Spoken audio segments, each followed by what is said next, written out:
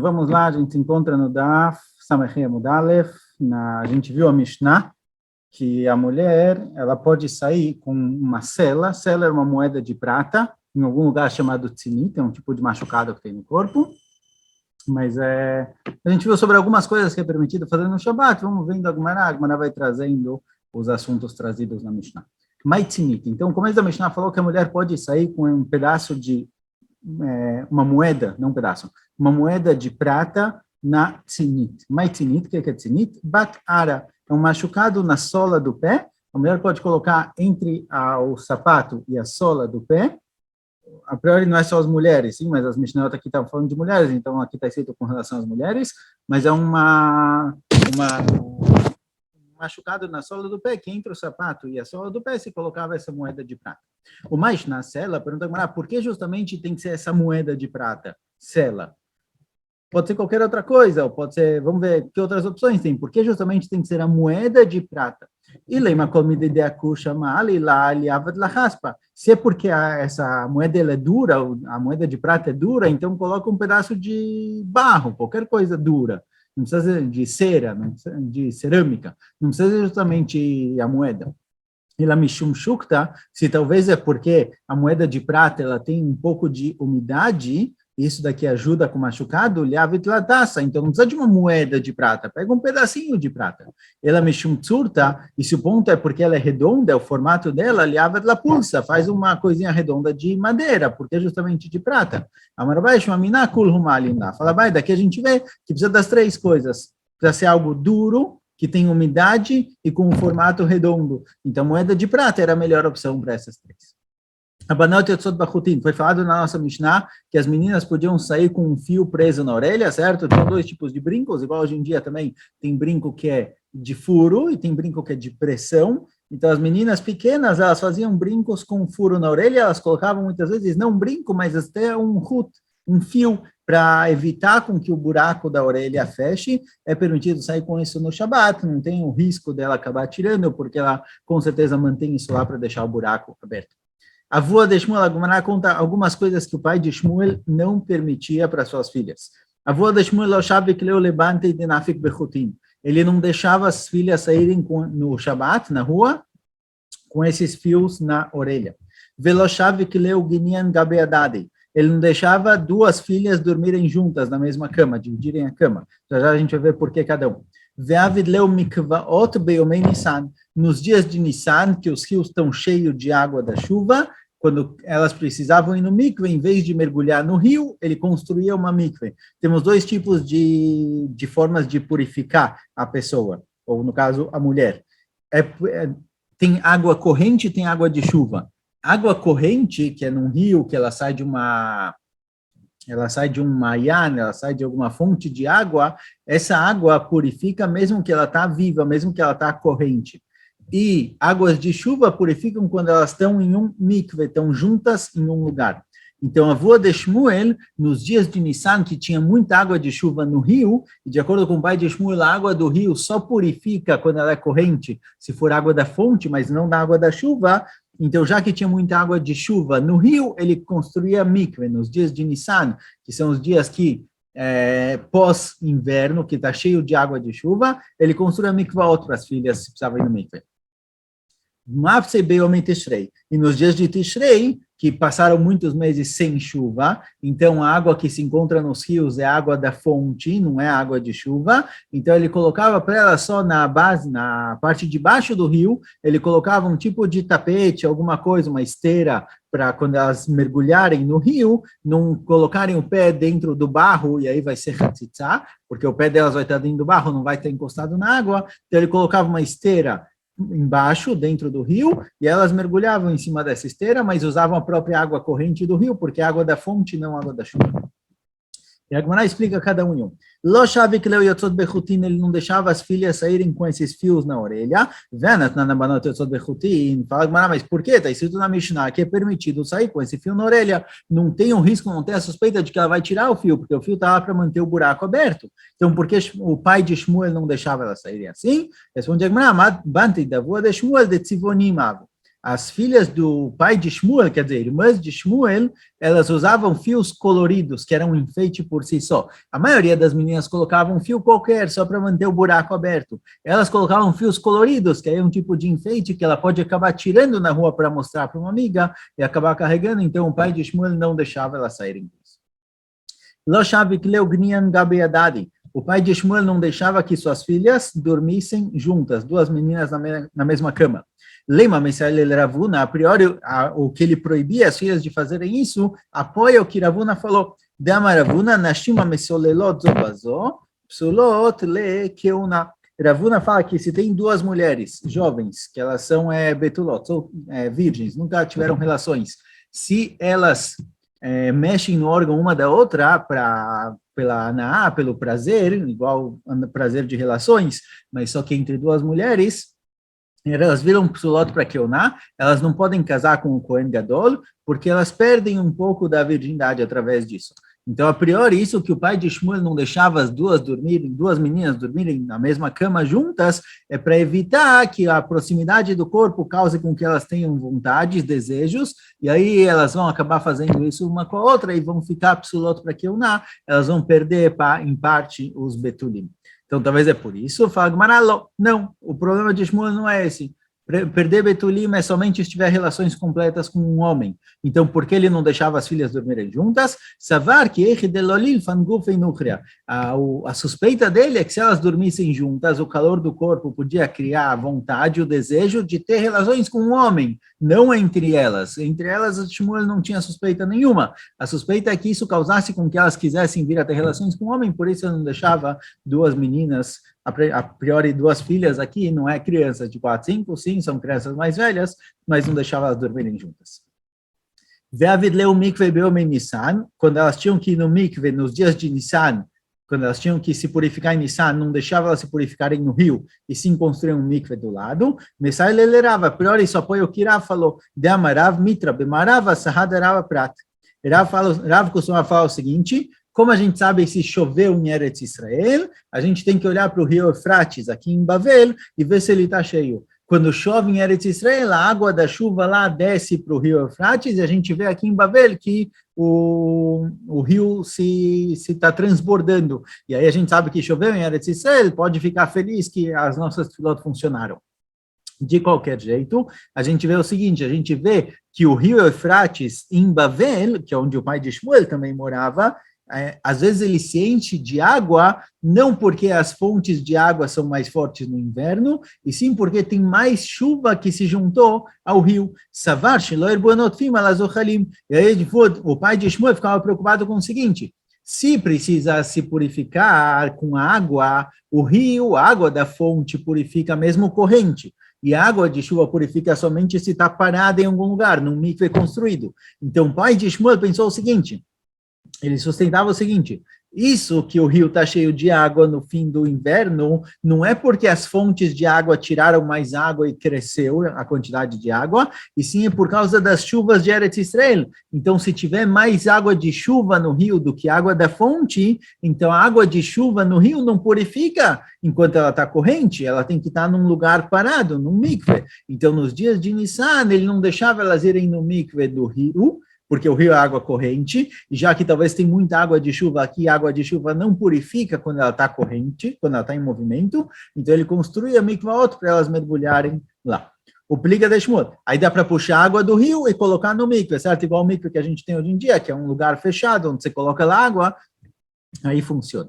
O pliga de Shmuel, e a priori o pai de Shmuel que diz que a água do rio Eufrates no fim do inverno, a quantidade de água que tem lá vem da chuva, isso discorda do que Shmuel falou, o filho dele pensava diferente. De Amar Shmuel, Nahara Mekifem Mibrach. De acordo com Shmuel, a quantidade de água que tem no rio é do próprio rio, é da própria fonte de água que gera mais água no inverno. Essa discussão entre eles, se isso que o rio cresce no fim do verão, no fim do inverno, desculpa, é por causa da água das chuvas que vinha de Eretz Israel, ou simplesmente no inverno as fontes produzem mais água. O pliga de Dei, e Shmuel ele tem uma contradição com ele próprio. Aqui a gente viu que em nome de Shmuel, que a água do rio é uma água da fonte. Isso que o rio está transbordando é a água da fonte que saiu mais durante o inverno. Mas ele falou em outro lugar outra coisa. Damar Shmuel, Eina mai metarim bezochalim, ela prat beyom tishrei bilvad. Shmuel falou o seguinte.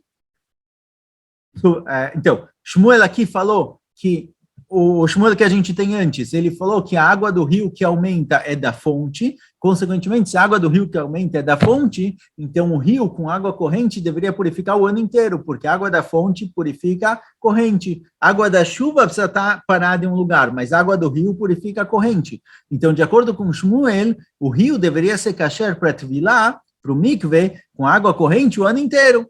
Porque isso tanto faz ser no fim do verão ou no fim do inverno, no fim do verão que tem menos água, no fim do verão que tem, no fim do inverno que tem mais água, a água que está lá é da fonte.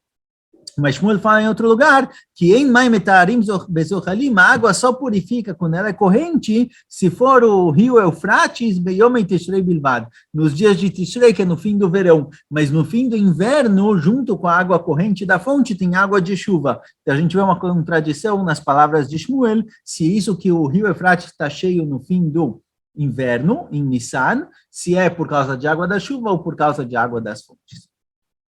Por Efetaleven, foi dito na nossa Mishnah que a mulher pode, ela tinha um tipo de roupa que era um tipo de manto, ela pode prender o manto numa pedra, mas está escrito não pode prender lechatchila. Então, a priori tem uma contradição. O começo da Mishnah está escrito por Efetaleven, ela pode prender o manto, o fio do manto, numa pedra, num egoz, numa noz que ela usava para prender, ou numa moeda, certo? Às vezes ela pode ter uma moeda aqui, igual a gente tem os botões, pode ter uma moeda e prender o fio na moeda. Está escrito isso na Mishnah, por efet, que ela pode. E depois está escrito, avalot ifrof lechatchila beshabat, mas que lechatchila não pode prender no Shabat. Então, pergunta, amar treisha por efet. A reisha fala, pode prender. E a seifa fala, mas não prende no Shabat. Contradição. Amarabai seifa aten lemetbea. Abai fala que é o seguinte, depende. Se é uma pedra que não tem utilidade nenhuma, geralmente, e ela colocou na roupa para prender, então mesmo no Shabat ele retira prender, porque essa pedra se tornou parte da roupa e ela não é mukse. Mas se ela tem preso na roupa uma moeda que tem um valor próprio, não só o valor para prender o fio, ela tem um valor próprio, então lechatchila eu não posso mexer no Shabat porque essa moeda é mukse. Se já está preso na pedra de Erev Shabat, eu posso vestir o manto, mas prender no próprio Shabat, nessa moeda é proibido, porque essa moeda, embora ela esteja agora presa no manto, ela tem um valor próprio de moeda, de dinheiro, então ela é mukse no Shabat, então lechatchila eu não posso prender nela, mas se ela já estiver lá e já está preso, pode deixar.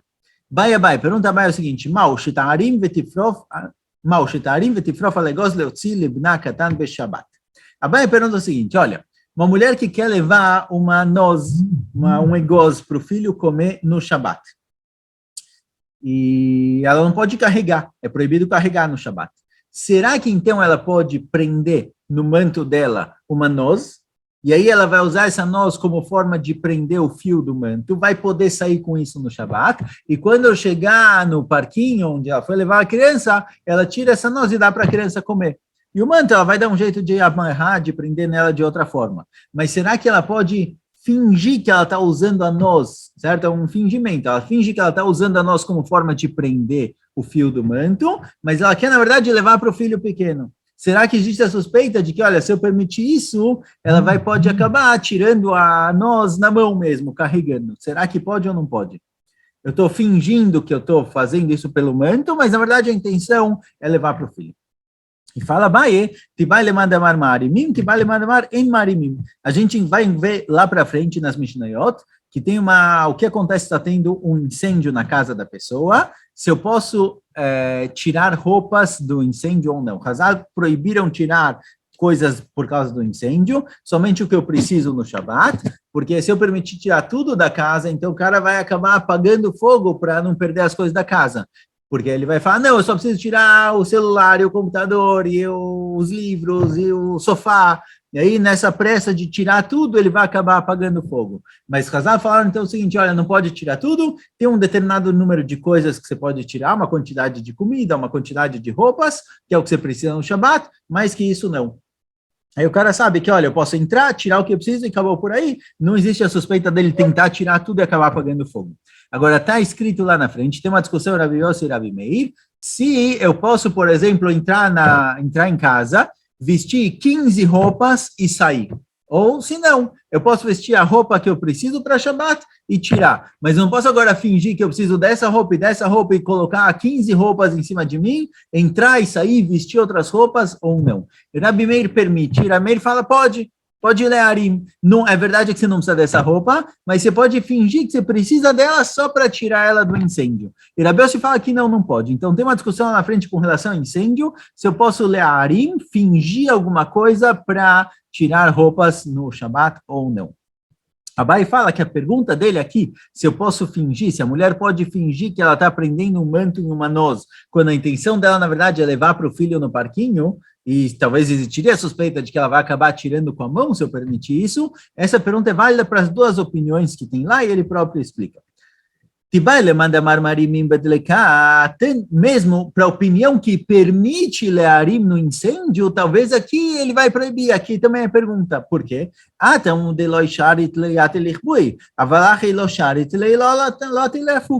Lá fala, olha, com relação ao incêndio, se você não permitir a pessoa tirar todas as roupas que ele quiser através dessa forma fingida, o cara vai acabar apagando o incêndio para não perder todas as roupas. Então, lá permitir um fingimento pelo risco dele vir apagar o fogo no Shabat. Mas aqui, se você não permitir ela tirar a noz dessa forma, ela não vai tirar, não vai levar comida para a criança na Guiná, vai comer antes de sair, vai comer quando voltar. Então, aqui não tem motivo para permitir esse fingimento. Então, mesmo quem permite o fingimento lá, a Aramá, talvez aqui ele proíbe. O Dilma, ou talvez pelo contrário, a filolemada marim mesmo quem proibiu fazer fingimento lá, talvez aqui ele sim permite. Por quê? Atam derechotzabechach. Lá é normal, tem muita gente que vendia roupa, muitas vezes eles vestiam algumas roupas, quando eles precisavam vender, eles vestiam algumas roupas uma em cima da outra e saíam assim para vender. Então lá, fingir que você está fazendo isso é proibido. Quem proibiu fazer a aramá lá, proibiu por quê? Porque essa é uma maneira normal de tirar a roupa de cá, de carregar a roupa na rua. Então, você está fazendo algo normal, algo comum, que tem gente que realmente tira a roupa de casa dessa forma. No Shabat, aí ele proibiu. Porque no Shabat eu te deixei tirar só o mínimo necessário. Mas começar agora a tirar um monte de roupa, como se fosse um dia de qualquer da semana, é proibido. Mas aqui, que ela está fazendo algo incomum, que é realmente prender o fio do manto numa egoz, numa noz, isso aqui é incomum. Então, aqui está claro que é algo diferente, é algo incomum e que geralmente não é permitido. Então, talvez o fingimento de algo que é comum seja proibido. Lá eu te proibi, porque já que é comum, o cara pode acabar fazendo isso mesmo numa situação diferente, onde não tem um incêndio. Mas aqui quer fazer de uma forma diferente, talvez aqui é permitido. Teico, e a Gemara fala que realmente a pergunta fica no ar, certo? Então, a pergunta de Abai, será que eu posso fingir que eu estou prendendo num negócio, quer dizer, vou prender numa noz, mas só quando a minha intenção é tirar para a criança, aqui realmente ficou a dúvida no ar se é permitido ou proibido. Próxima Mishnah. Aqui. Próxima Mishnah. Akitea yotze bakav shelo, divrei Rabi Meir. Rabi Meir fala o seguinte, Kitea é alguém que ele tem uma perna amputada, e eles tinham um cav. O que era o cav? É tipo uma perna de pau, ou algo parecido, que ele colocava em volta do lugar onde estava amputado, para ninguém ver, certo? Para ficar mais escondido. Fala Rabi Meir, aqui tem o Tzebakav Shelo. Rabi Meir entende que esse negócio de madeira em volta do coto, se não me engano chama, coto, eu acho, em volta disso, é um tipo de chinelo, tipo de roupa. Para ele é igual uma roupa. Então é permitido sair com isso no Shabat. Ver Rabi Yossi, ou seja, e Rabi Yossi proíbe. Rabi Yossi fala, não, a função disso é só esconder o que está manco, o que foi amputado. Ou seja, ele faz isso para não pegar mal, para as pessoas não olharem para ele com pena, sei lá. Ou seja, não é realmente um tipo de roupa. É só para esconder alguma coisa que ele tem vergonha. Isso não é algo que pode ser usado no Shabat, não tem a definição de roupa. Vem Meshlo Beit Kibul Ktitim também. Às vezes, não é só um negócio de madeira que fica em torno do joelho, o lugar onde foi amputado. Às vezes, ele é um pouquinho mais profundo para colocar lá roupas ou algodão, alguma coisa para não machucar, para quando ele colocar aquilo na perna, ter uma certa proteção de algodão ou algo do tipo. Então, se ele tem mesmo coisas de madeira, não recebem tumá. Se for de madeira só para cobrir a perna, também é um tipo de roupa, não recebe tumá. Mas se for um pouquinho mais fundo, um pouquinho mais largo, para colocar algodão em volta também, então se tornou algo de madeira que tem um beit kibul, que ele está apto a receber coisas. E aí ele recebe tumá. Então, por exemplo, uma colher de pau de madeira, essas que não têm cavidade, elas não recebem tumá, porque é algo de madeira liso. Mas se é um copo de madeira, recebe tumá, porque ele é apto a receber coisas. Então, aqui também, se ele for somente do tamanho do machucado da pessoa, de onde foi amputado, então não recebe tumá. É como se ele fosse liso. Mas se ele é um pouco mais profundo, para dar para colocar lá algodão para proteger a perna, então se tornou algo de madeira que está apto a receber algo, ele recebe tumá.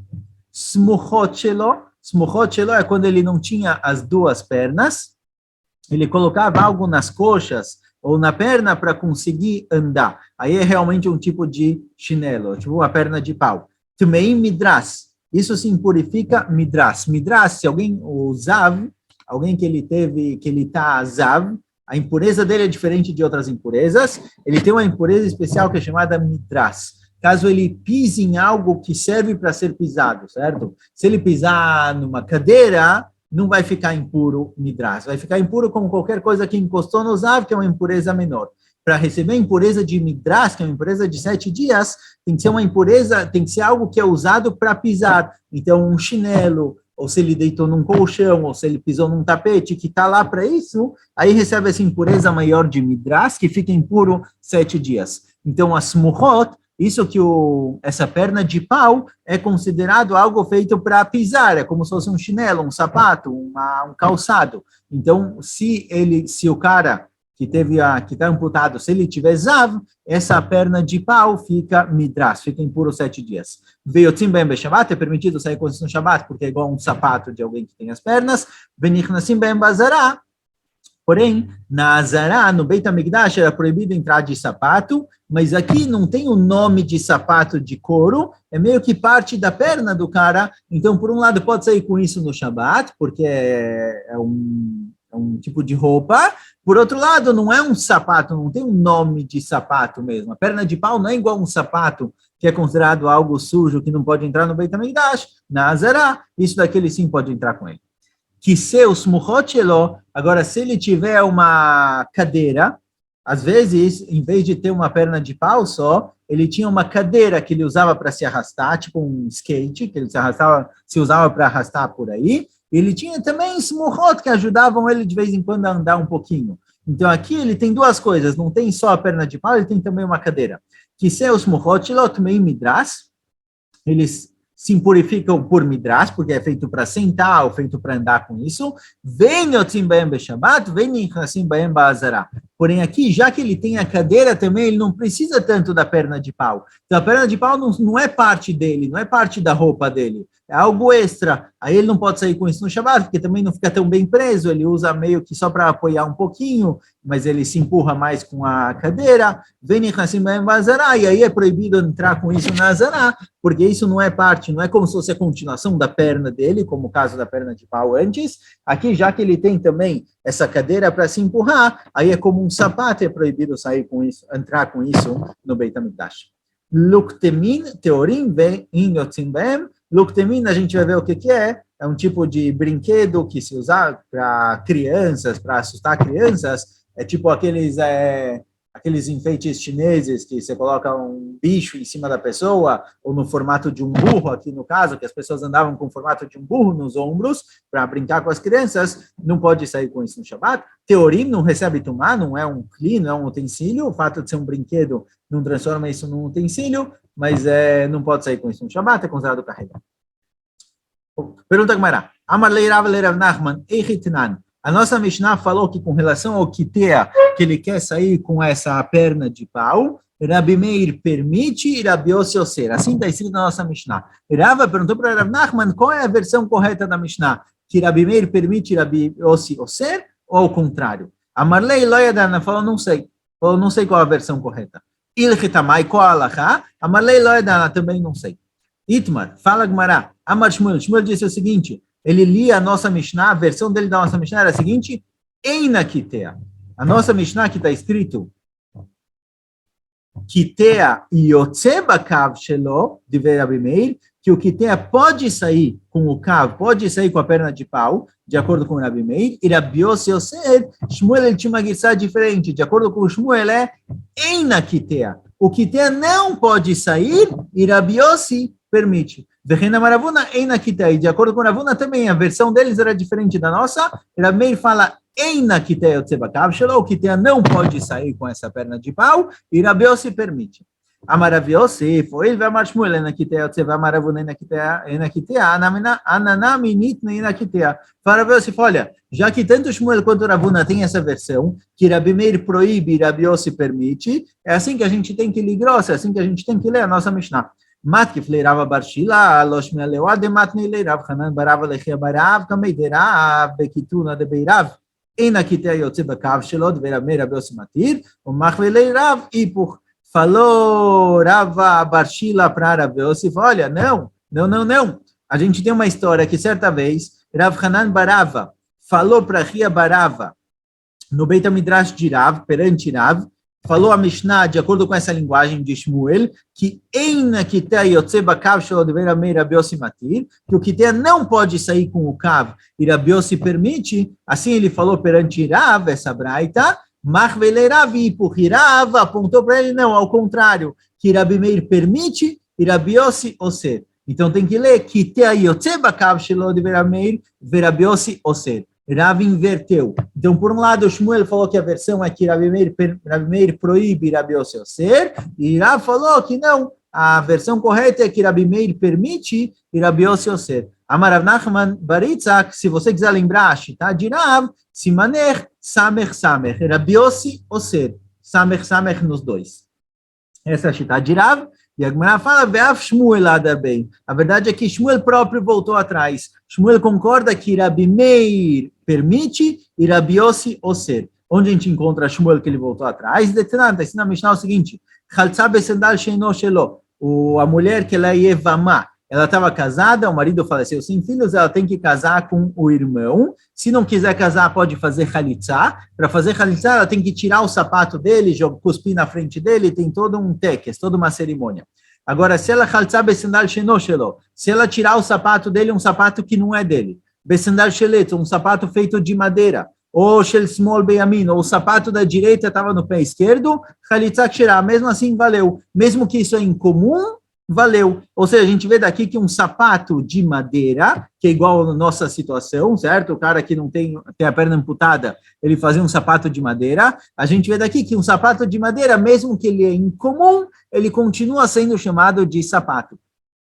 Bamrina, Mantana, e a gente se perguntou quem é o Tana que falou que sapato de madeira é sapato. Geralmente sapato era de couro. Quem falou que sapato de madeira é sapato? Amar Shmuel Rabi Meir. Shmuel falou, Rabi Meir. Rabi Meir falou que sapato de madeira é considerado um sapato. Detnana, Kitea Yotze Bakav Shelo de Rabi Meir. Rabi Yossi oser. E ele trouxe a nossa Mishnah na linguagem de Rav, na versão de Rav, que Rabi Meir permite o cara que tem uma perna amputada sair com o Kav Shelo, porque esse Kav feito de madeira é considerado sapato, é igual qualquer um que sai com sapato na rua, assim também, ele pode sair com sapato e Rabi Yossi proíbe. Ou seja, a gente vê que Shmuel voltou atrás e ele souber que de acordo com Rabi Meir é permitido, de acordo com Rabi Yossi é proibido. E Ravuna também voltou atrás. Detânia, está escrito na Braita, sandal de Sayadin. Sayadin é quem trabalha com seed, com cal, com cimento. Eles tinham um sapato especial para usar quando eles estavam trabalhando com cimento, porque o cimento, o cal, ele queima. Então tinha um sapato especial feito de madeira. Também Midrash, isso se purifica como qualquer coisa que foi feito para pisar, ou seja, o sapato de madeira é chamado sapato. E se a mulher fizer halitzá com um sapato de madeira, está valendo, porque sapato de madeira é considerado sapato. Pode usar isso no Shabbat. Sapato de madeira é chamado de sapato. Rabi Akiva. Assim foi Rabi Akiva. Veló odulo. E Chachamim não concordaram. Veatania odulo. Mas tem uma braita que fala que concordaram. Ou seja, a gente vê que Rabi Akiva falou que um sapato de madeira é chamado de sapato. E tem duas braitas. Tem uma braita não concordaram com ele e uma braita concordaram. que a gente faz com as duas contradições? Amaravuna manodulo Rabi Meir, manodulo Rabi Yossi. Faravuna, a Braita que está escrito que concordaram com ele que sapato de madeira é chamado sapato, é Rabi Meir, igual a Rabi Meir da nossa Mishnah que permite. E a Braita que não concordaram e falaram sapato de sapato não é chamado de sapato, só se for de couro, é Rabi Yossi, que é o Rabi Yossi da nossa Mishnah que proíbe. Ou seja, a gente vê que Ravuna também voltou para a nossa versão. Rabi Yosef Amar Man Laodulo, Rabi Yosef tem outra explicação. Quem discordou de Rabi Akiva, quem fala que um sapato feito de madeira não é definido como sapato, Rabi Yochanan ben Nuri. Rabi Yochanan ben Nuri de Tânia, está escrito na Braita, de Tnan, Kaveret shel Kash, Shoferet shel Kanim, Rabi Akiva também, Rabi Yosef ben Nuri metaer. A gente traz aqui dois kelim, Kaveret e Shoferet, que elas são geralmente feitas de um tecido, de um material. Se for feito de um material diferente, se a kaveret for feita de cacho, por exemplo, e a shoferet de canim, de palha ou de madeira, Rabi Akiva fala que está impuro, está apto a receber tumá, é considerado um kli, e Rabi Yochanan ben Nuri fala que não. Ou seja, de acordo com Rabi Yochanan ben Nuri, se não for do jeito que é comum fazer, não recebe tumá. Então, fala Rabi Yossi, a opinião que discordou de Rabi Akiva não é necessariamente Rabi Meir ou Rabi Yossi, é Rabi Yochanan ben Nuri. Seria uma terceira opinião. Amarmar, vamos chegar nos dois pontinhos só.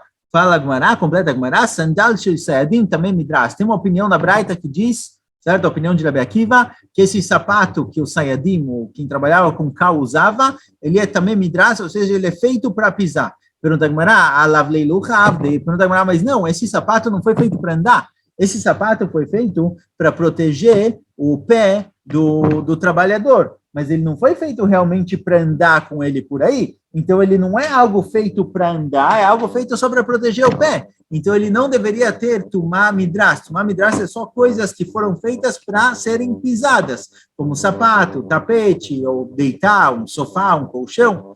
Amaravacha baravula, shekina sayad metael boat shemagia lebeito. Fala Ravacha baravula, às vezes o cara que trabalhava com cal, ele usava esse sapato para ir para casa também. Não usava só na hora do trabalho para proteger o pé, às vezes usava isso também para ir para casa, por isso também é considerado um sapato feito para andar. Shkoyach, Shabbat Shalom.